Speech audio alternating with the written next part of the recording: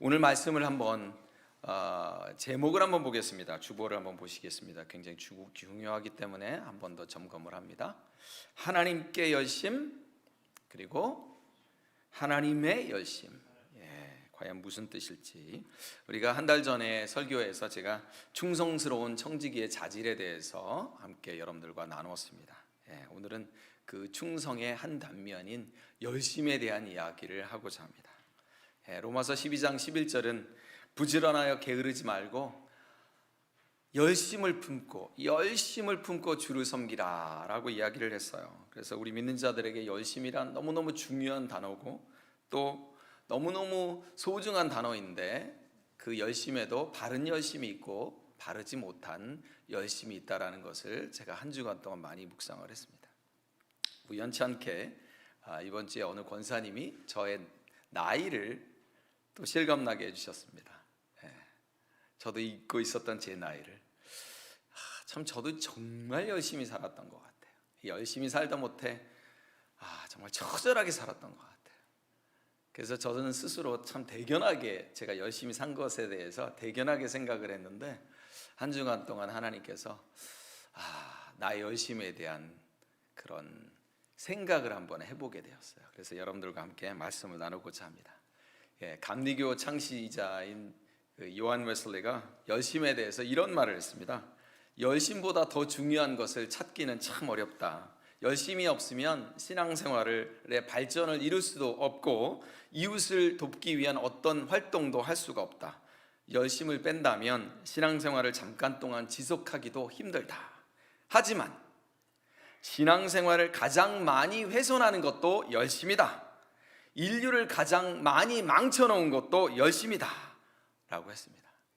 과연 열심에 어떤 속성이 있길래, 어떤 치명성이 있길래 이 요한 웨슬리는 이런 말을 했을까?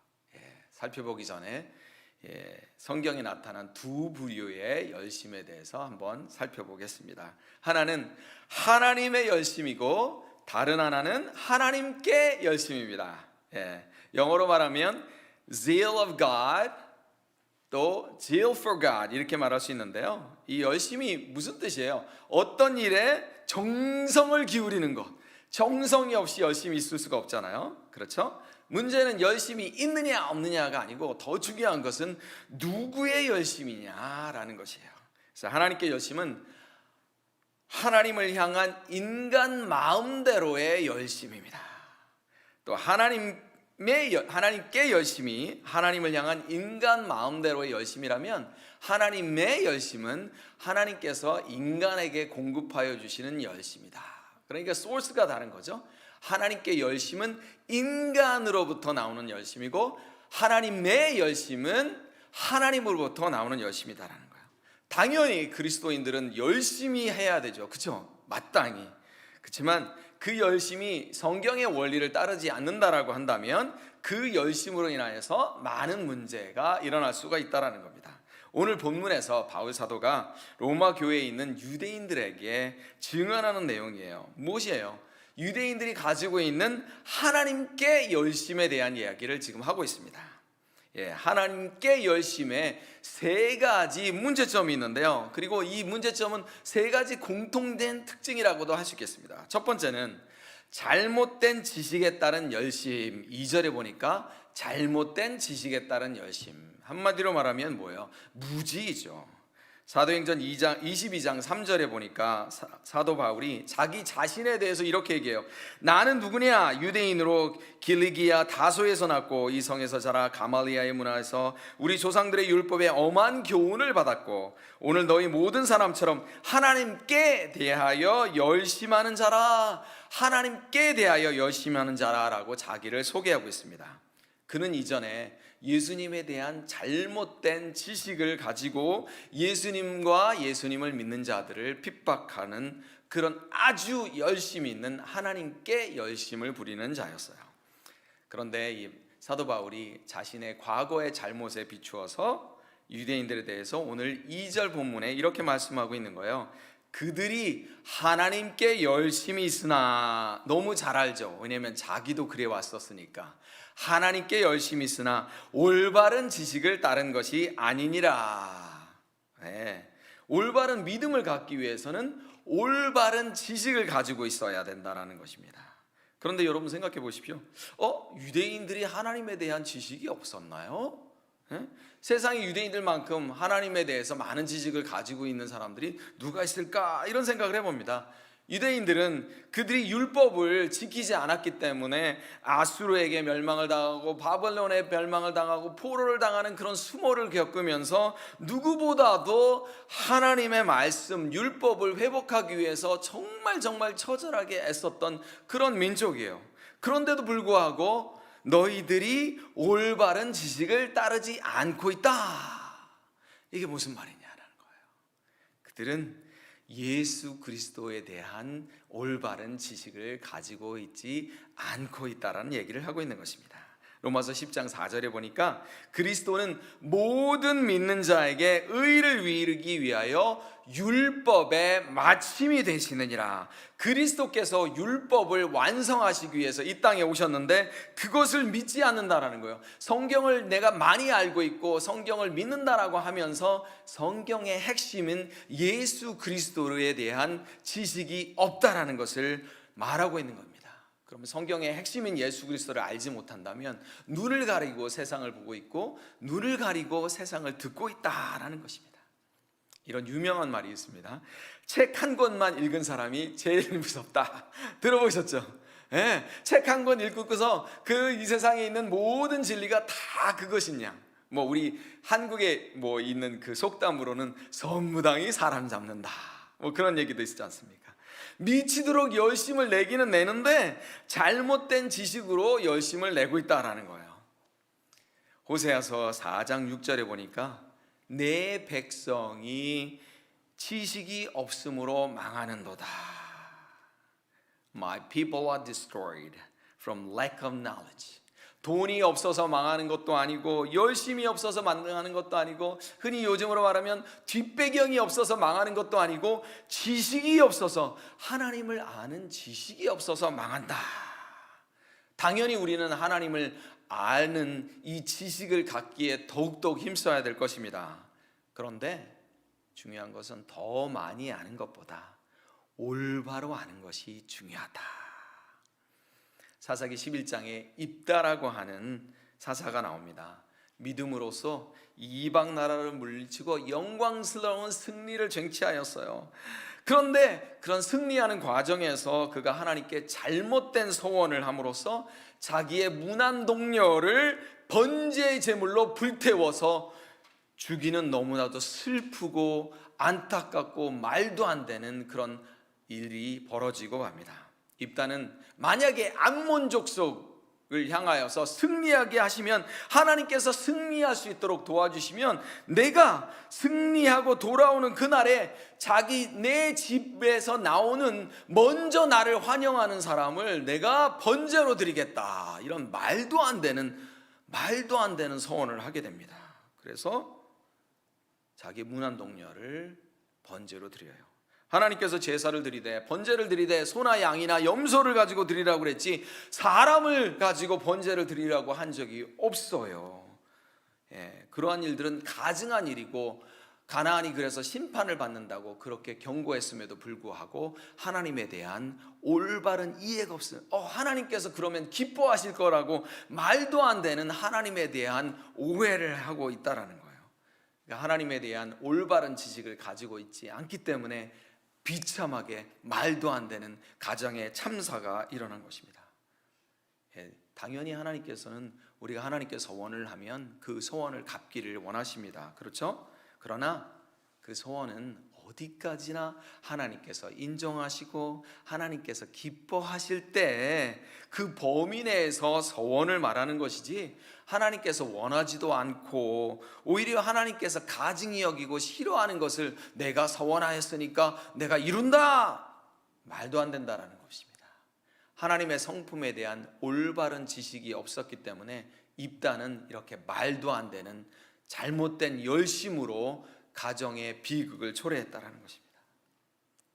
예수님의 명령을 잘 이해하지 못한 또 하나의 하나님께 열심의 사례가 마가복음 1장에 나옵니다. 수많은 병자들이 예수님을 고칩니다. 그 중에 한 나병 환자가 예수님께 나와서 원하시면 저를 깨끗하게 하실 수 있습니다. 얼마나 큰 믿음이에요. If you want, 당신 내가 이미 알고 있습니다. 당신은 할 수 있는 능력이 있으시면 압니다. 단지 당신께서 원하시기만 하면 나를 낫게 하실 수 있습니다. 그래서 예수님께서 그 간청을 들어주시고 이 나병 환자를 낫게 해주셨어요. 그리고는 몇 가지 당부를 말씀을 하시면서 이 나병 환자를 돌려보냅니다. 그것이 뭐였냐? 아무에게도 아무 말도 하지 말라. 가서 제사장에게 내 몸을 보이라.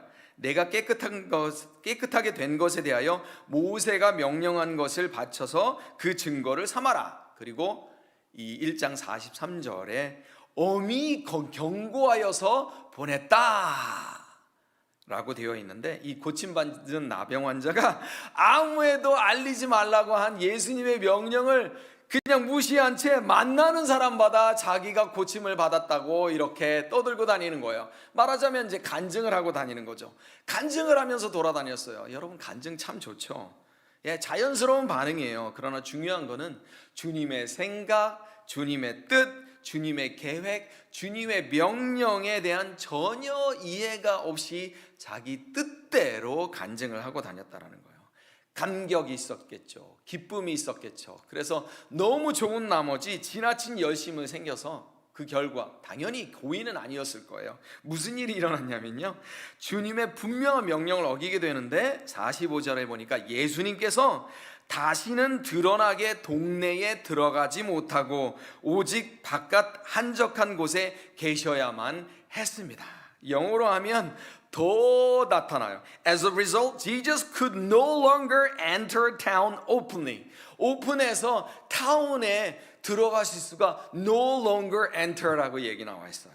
But stayed outside in lonely places. 예수님께서 자유롭게 타운에 드나드실 수 있었는데 그러지 못하게 되었다라는 거예요. 이 나병 환자의 기쁨의 열심이 오히려 예수님의 발을 묶어버리는 그런 결과를 초래했다라는 거예요. 예수님이 왜 그런 말씀을 하셨는지 그 뜻을 제대로 이해하지 못한 이 나병 환자로 인해서 예수님의 사역과 예수님의 계획이 지장을 초래받게 되었다라는 것입니다. 여러분, 이 나병 환자의 최대의 문제점은 무엇이라고 생각합니까? 자기 열심에 도취되어서, 자신의 체험과 자신의 열심에 도취되어서 주님께서 정말로 무엇을 원하실까? 주님의 일의 방식이 무엇일까? 왜 주님은 그런 말씀을 하셨을까?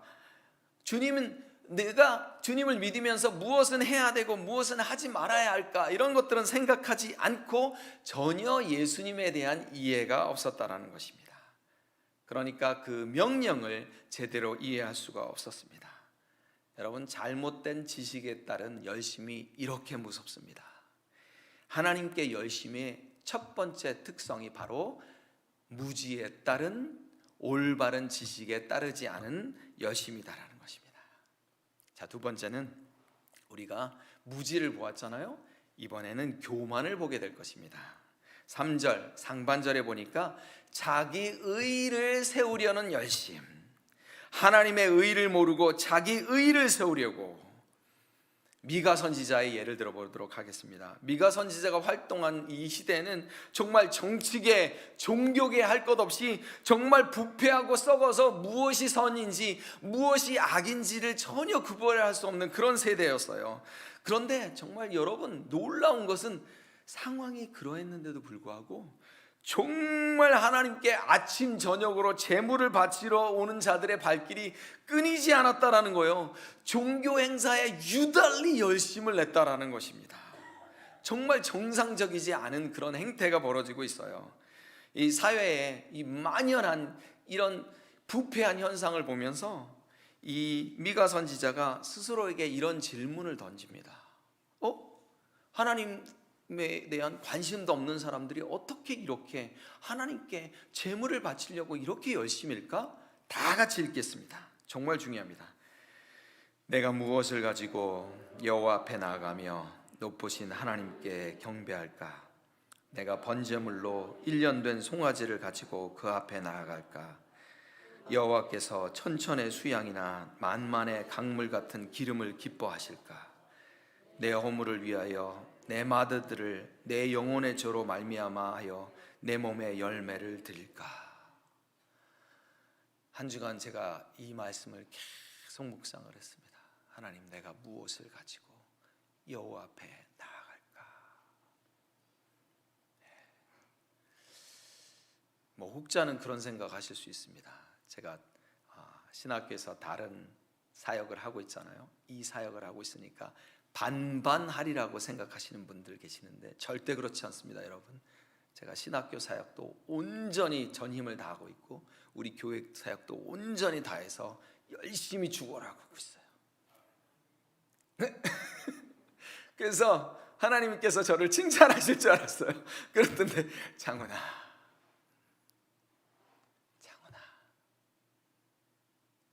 이렇게 말씀을 하시는 거예요. 미가는 이스라엘 백성들, 특히 이 부패한 정치, 종교의 지도자들이 이 제사에 대해서 보이는 이런 열심을 하나님의 입장에서 한번 진단해 보려고 했어요. 하나님의 입장에서 한번 진단해 보려고 했어요. 그래서 저도 하나님의 입장에서 제 열심을 한번 진단해 보았습니다. 그 당시 사람들은 하나님께서 기뻐하시라면 적어도 1년 된 숫송아지 정도는 드려야 하나님께서 기뻐하실 것이다 라고 생각을 하는 거예요. 여러분, 송아지는 생후 7일 정도 되면 하나님께서 받으신다고 하셨습니다. 그런데 여러분, 1년 송아지를 키우려면 얼마나 많은 비용이 들었겠어요, 그렇죠? 그러니까 1년 된 송아지는 얼마나 비쌌겠어요. 그렇게 비싼, 값비싼 재물을 드려야 하나님께서 기뻐하실 것이다 라고 하는 생각이 지금 사람들에게 있다는 거예요. 그리고 또 그는 이런 질문을 해봅니다. 내가 그러면 이 비싼 것들을 많이 드리면 어떨까? 100만 마리의 수양을 들여서 만만의 기름이 촥 제물을 드려서 그 기름이 강물을 흘려서 그렇게 하면 하나님께서 기뻐하실까? 그 당시 사람들은 얼마나 많은 제물을 바쳤느냐에 따라서 하나님께서 기뻐하실 것이다 라는 생각을 하였고 그것에 대한 자부심을 가지고 있었습니다. 당연히 여러분, 내가 마음이 있는데 재물을 아낄 수가 없겠죠, 그죠? 사랑하는 내 자녀들에게 내가 지금 얘한테 얼마를 줬으니까 이거 언제 나한테 갚지? 이런 사람들이 있어요? 없잖아요. 재물이 있는 곳에 마음이 있어요. 그러나 마음이 없어도 재물을 바칠 수가 있다라는 얘기를 해주고 있는 것입니다. 제사의 행위를 통해서 그들은 그들의 악행에 대한 면죄부를 받으려고 했다라는 것입니다. 내가 하나님을 경외하지는 못하더라도 내가 이것을 하면 마음이 편해진다. 종교적인 자기 만족감에 흠뻑 취했다는 거예요. 우리가 헌금을 하나님께 얼마를 드리면 하나님께서 기뻐하실까요? 우리가 하나님께 얼마간의 봉사를 하면 하나님께서 기뻐하실까요? 보이는 것이 다가 아니다라는 생각을 하나님께서 저에게 꾸짖어 주시더라고요. 그런데 여러분, 미가 선지자는 이미 말하기를 하나님의 열심이 무엇인지 이미 하나님께서 분명히 우리에게 말씀하여 주셨다라고 미가서 6장 8절에 이미 얘기하고 있어요. 사람아, 인생들아, 주께서 선한 것이 무엇임을 이미 너희에게 보이지 않았느냐라고 말씀하시는 거예요. 하나님께서 무엇을 기뻐하시는지 이미 다 보여주셨다라고 말씀을 하시는 것입니다. 여호와께서 내게 구하시는 것은, 다 같이 읽을까요? 오직 정의를 행하며 인자를 사랑하며 겸손하게 내 하나님과 함께하는 것이 아니냐. 인자는 히브리어로 헤세드라고 해요. 사랑이라고 하죠. 흔히 말해서 사랑, 인애, 자비. 그러니까 인자를 사랑하라는 얘기는 인애와 자비와 긍휼을 사랑하라 라는 뜻이 되어지는데, 우리가 이 미가서 말씀에서 우리가 배울 수 있는 것이 무엇이냐면, 결국 하나님께서 나에게 원하시는 것은 나의 일상에서 하나님의 영광을 드러내는 것이다. 밖에서는 온갖 나쁜 짓을 다 나가. 저는 요즘 수요일과 주일을 살아요. 수요일 설교를 준비하며 살고 이제 주일날 딱 집에 가자마자 손 씻고 바로 주일 설교 준비를 합니다. 그리고 수요일날 딱 끝나면 집에 가자마자 바로 주일 설교를, 물론 그 전에 뭐 써놓았지만, 그렇지만 온갖 주일날에는 나쁜 짓 다 하다가 하나님이 없는 것처럼 살다가, 주일날 하나님께서 주님 거룩한 척을 하고 헌금을 내고 봉사 많이 한다고 그런 모습은 아닌지, 그런 예배를 하나님께서는 받지 않으신다라는 얘기입니다. 무슨 얘기입니까? 일상과 삶의 분리가 있는 그런 삶으로는 하나님께서 기뻐하지 않으신다라는 얘기예요. 이사야서 1장 12절 13절을 보니까 하나님께서 타락한 이스라엘 백성들에 대해서 이런 말씀을 했어요. 정말 너무 읽을 때마다 깜짝깜짝 놀라는 말씀이에요. 같이 읽겠습니다. 너희가 내 앞에 보이러 오니, 왜 온다고요? 보이러 온다. 마음이 없고 보이러 온다, 몸만 온다라는 뜻입니다. 이것을 누가 너희에게 요구하였느냐? 내 마당만 밟을 뿐이니라. 헛된 재물을 다시 가져오지 말라.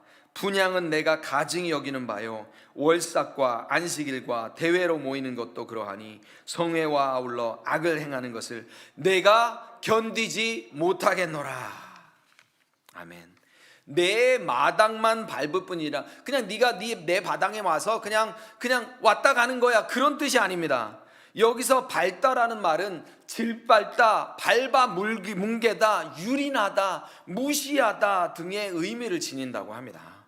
이스라엘 백성들이 이 헛된 제물을 가지고 와서 의미 없는 제사를 드리러 옴으로 해서 하나님의 전과 하나님의 거룩함을 유린하고 더럽힌다라는 뜻을 내포하고 있는 거예요.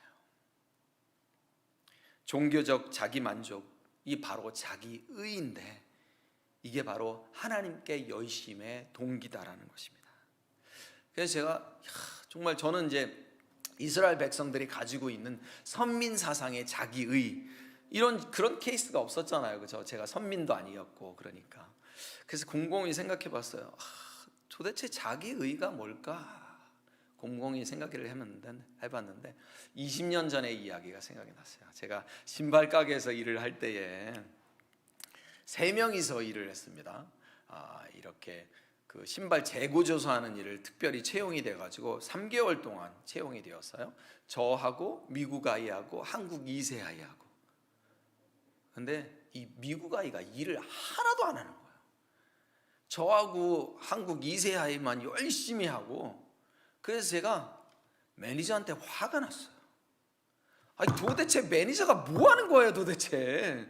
이거 다 보면서 이걸 왜 컨트롤을 못 하는 거야? 막 화가 너무너무 난 거예요.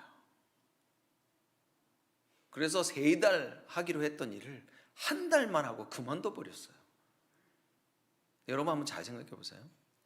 매니저는 저에게 페이할 것을 페이했어요. 그죠? 그리고 또 이 일이 오버타임 한 것도 아니에요. 6시까지인데 일이 한 4시나 4시간이면 끝났었어요. 우리 둘이만 열심히 해도. 그런데 저는 이 매니저한테 너무 화가 나고 섭섭한 거예요. 아니, 쟤도 똑바로 일하도록 그렇게 해야지, 그래야 매니저지. 그래서 1달만 하고 그만뒀어요. 이게 자기의구나라는 생각을 해보게 됐어요. 하나님께 열심은 특징이 있습니다. 다른 사람을 비판하고 무시하게 되어져 있어요. 나는 이렇게 열심히 하나님께 제물을 바치고 봉사를 하는데 너는 뭐 하고 있냐라는 정죄를 하게 되어 있어요. 하나님께 열심은 반드시 언어 폭력을 수반하게 되어 있습니다. 전후 사정 살피지 않고 다른 사람을 정죄하는 모습을 갖게 되는 것이 바로 하나님께 열심인데, 그게 나의 의였구나라는 생각을 해보게 됐습니다. 두 번째로, 하나님께 열심은 자기의 곧 교만한 마음에서 비롯된 것입니다. 마지막입니다.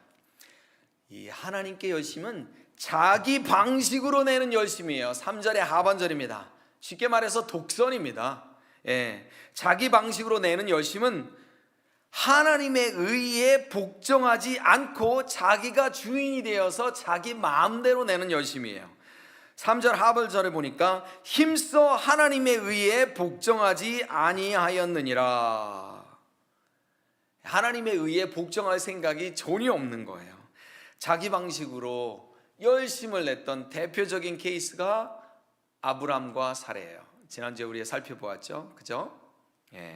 고향 친척 아버지의 집을 떠난 이 믿음이 훌륭한, 믿음 좋은 이 아브라함이, 그죠? 기다렸는데 전혀 아들이 없었어요. 이 하늘의 별과 바다의 모래같이 그렇게 축복을 주겠다고 하셨는데 기다려도 하나님의 응답은 오지 않습니다.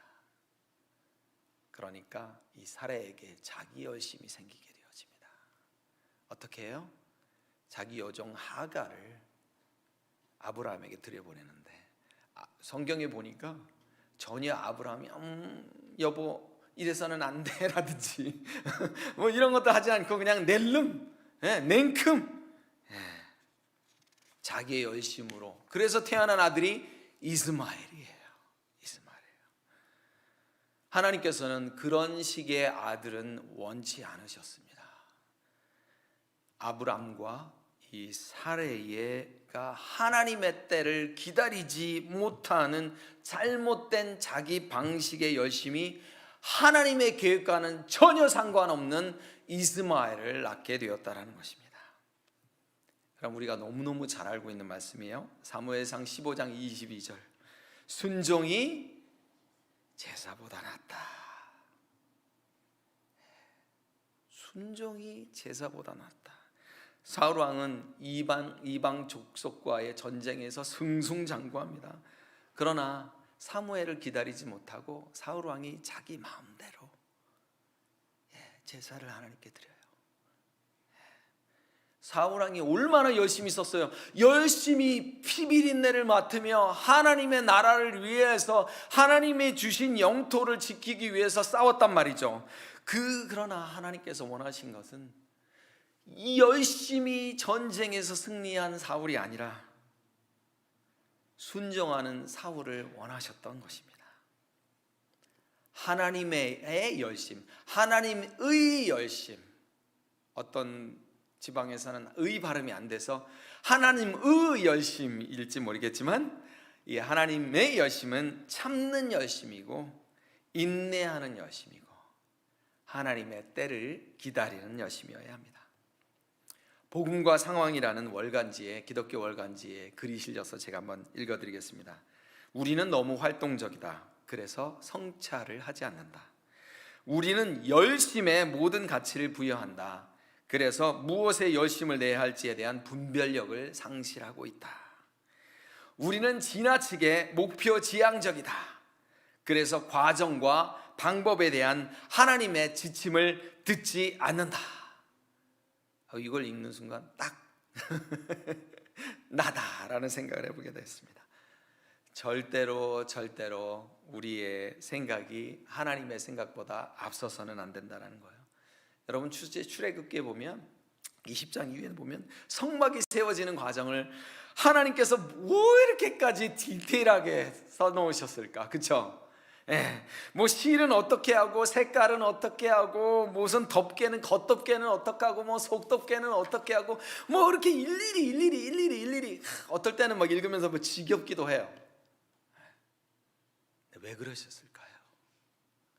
하나님께서 원하시는 방법이 있다라는 거예요. 하나님의 매뉴얼이 있다라는 거예요. 우리 매뉴얼이 아니고 내가 하고 싶은 대로 하는 것이 아니고 하나님의 매뉴얼대로 해야 된다라는 거예요. 하나님의 방식대로 해야 된다는데 우리는 나의 방식대로 하고자 한다는 거예요. 우리가 너무너무 잘 알고 있는 이 사사기의 마지막 장, 마지막 절 알고 계시나요? 그때에 이스라엘에 왕이 없으므로 사람이 각기 자기의 소견에 옳은 대로 행하였더라. 이 사사기 마지막 장 21장의 마지막 절이 바로 사람이 자기의 소견에 옳은 대로 행하였더라. 한마디로 말하면 하나님의 진리와 하나님의 뜻을 따르는 신앙이 아니고 내 마음대로의 신앙이 바로 하나님께 열심이다라는 것입니다. 이 내 마음대로의 신앙은 하나님을 통제하려 듭니다. 그러니까 목사님 정도 통제하려 드는 거는 유도 아니다라는 거예요. 장로님들 통제하려 드는 거는 유도 아니에요. 하나님도 통제하려고 그러는데 사람들 통제하려는 거는 말도 아니다라는 거예요. 하나님을 우리가 편한 대로 개조하려고 만든다라는 거예요. 우리 안에 그런 마음들이 있습니다. 하나님께 열심히 바로 이런 것이에요. 하나님을 섬기려면 그러나 그분이 원하는 방식을 따라야 한다라는 건데, 그분이 무엇을 원하는지를 알 수 없으면 우리가 그분을 경배하는 그런 참다운 예배는 드릴 수가 없다라는 거예요. 여러분, 하나님께 최선을 다했다고 말하지 마시기 바랍니다. 이건 하나님께서 저에게 한 주간 주신 말씀이에요. 하나님께 최선을 다했다고 말하지 말고 하나님께 그분의 뜻대로 살았다고 고백하는 저와 여러분이 되시기를 축복합니다. 아멘. 하나님 최선을 다했습니다. 그 말이 아니라 하나님의 뜻대로 살려고 했습니다. 하나님의 열심은 나에게서 나오는 열심이 아닙니다. 여러분, 바리새인의 열심이 왜 문제가 되었어요? 바리새인들이 열심히 하면 할수록 하나님과 멀어졌어요. 멀어진 것뿐만 아니라 아주 폭력적이어졌어요. 그리스도를 십자가에 못 박아 버렸어요. 그리스도를 죽이는 열심으로 바뀌었다라는 거예요. 사도 바울이 자신의 열심으로 예배를 드리는 자들에게 권면을 또 하고 있는데요. 그러므로 형제들아, 내가 하나님의 모든 자비하심으로 너희를 권하노니 너희 몸을 하나님이 기뻐하시는 거룩한 산제사로 드리라. 이는 너희가 드릴 영적 예배니라. 그러면요, 무슨 뜻이에요? 거꾸로 얘기하면 하나님께서 기뻐하지 않는 제물도 있고 하나님께서 기뻐하시지 않는 예배도 있다라는 거예요. 얼마나 슬프겠어요. 이 귀한 주일날 이 황금 같은 시간에 하나님께 예배를 드리는데 하나님께서 기뻐하시지 않는다면 얼마나. 저도 여기 서가지고 여러분들에게 설교를 하고 있잖아요. 그런데 저의 이런 열심이 하나님께서 기뻐하지 않는다면 나는 뭘 하고 있을까, 이런 생각을 해봅니다. 말씀의 결론을 냈습니다. 참 인생, 저희들이 살면서 신앙생활하면서 정말 말도 안 되는 일이 뭐냐면요, 이상하게 열심히 하다가 넘어지지 열심히 안 하다가 넘어지는 케이스는 없다라는 거예요. 나태하게 있을 때, 영적인 일에 관심이 없을 때, 그때 시험 들거나 무너지는 일은 없어요. 그런데 정말 우리가 열정을 내고 신앙생활을 열심히 해보려고 그러면, 그렇게 수고하려고 그러고 열심을 내려고 그러면 우리가 꼭 시험에 들게 된다는 거예요. 교회 내에 열심이 없어서가 아니라 핵심이 없어서 그런다라는 그런 얘기 들어보셨습니까? 열심히는 있지만 핵심에서 벗어났기 때문이에요. 핵심을 벗어난 열심이 바로 하나님께 열심이다라는 것입니다. 잘못된 지식을 따르는 열심, 자기 의의를 세우려는 열심, 자기 방식으로 하려는 열심이 바로 핵심을 벗어난 열심이다라는 것입니다. 하나님께 열심인 사람은 하나님을 보조자로 여겨요. 하나님을 나를 돕는 이로, 그렇죠? 하나님께서 우리에게 돕는 분이시잖아요. 그러나 하나님이 주권자가 아니고 하나님께서 내 계획을 도와주시는 분으로 여긴다라는 것입니다. 자기가 열심히 주체가 되어서 자기가 의도한 대로 되지 않으면 분노가 생긴다라는 거예요. 그래서 제가 곰곰이 살펴봤습니다. 내가 하나님께 열심이냐, 하나님의 열심을 가진 자이냐. 아주 쉬운 판단법이 있더라고요. 우리가 코비드가 걸렸을 때 딱딱 해가지고 툭툭 떨어지면 금방 나왔잖아요. 바로 나오더라고요. 계획이 의도한 대로 되어져 있지 않을 때에 나에게 분노가 일어나요. 이러면 하나님께 열심이더라고요. 하나님의 열심이 아니고. 하나님은 오늘도 우리에게 하나님의 열심을 계속 가르쳐 주십니다. 그것이 무엇입니까? 그 마음을 계속 부어줍니다. 그것은 영혼 구원을 향한 하나님의 열심입니다. 고린도후서 11장 2절을 읽고 마치도록 하겠습니다.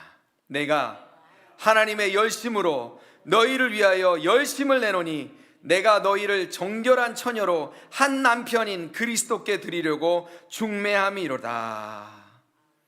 아멘. 이것이 우리의 열심의 핵심이 되어야 할 줄을 믿습니다. 기도하겠습니다. 하나님 아버지, 감사합니다. 하나님께서 우리에게 알려주신 인자를 사랑하며 예수 그리스도를 중매하는 삶을 살 수 있도록 축복하여 주시옵소서. 우리의 열심인지 하나님의 열심인지 점검하게 하여 주시고, 하나님께 열심이 아니라 하나님의 열심을 추구하는 저희와 우리 사랑하는 개혁교회 성도님들 될 수 있도록 축복하여 주시옵소서. 예수님의 이름으로 기도합니다. 아멘.